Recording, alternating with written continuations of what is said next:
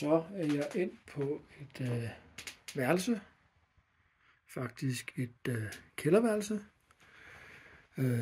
lidt uden for Haderslev. Her er en seng og et skab og rigeligt med plads til mig og til de ting, jeg skal bruge.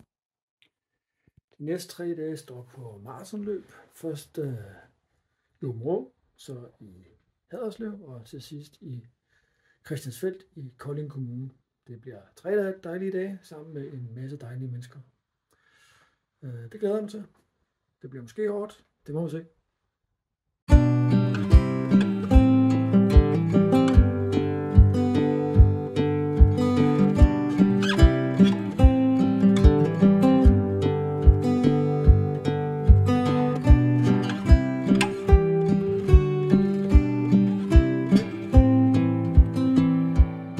Så er vi i gang.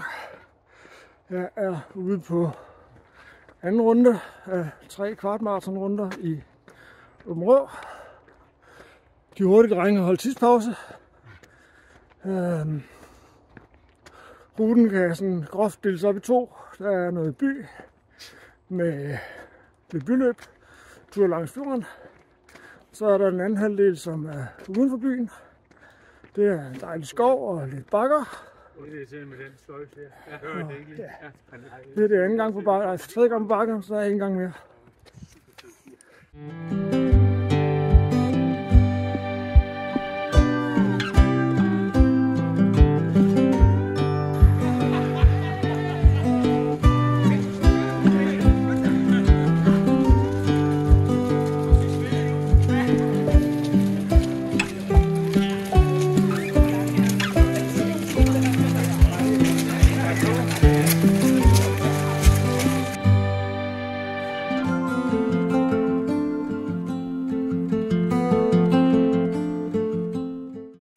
Så er det dag 2 på Kommuneserien Vest.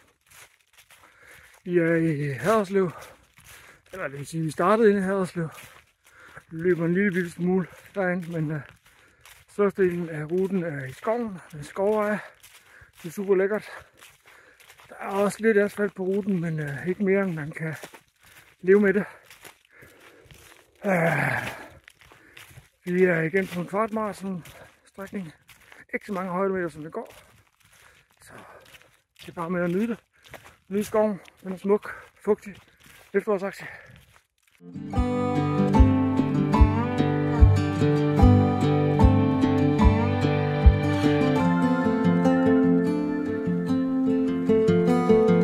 Så er vi kommet til Christiansfeld. En nyere by fra 1700-tallet grundlagt. Den anden historie. Vi er her for at løbe. Vi starter inde i Christiansfeld ved den nye kirkegård og kirken. Løber ud af byen, løber lidt skov, løber lidt markvej, løber lidt landevej. Der er sådan lidt for alle.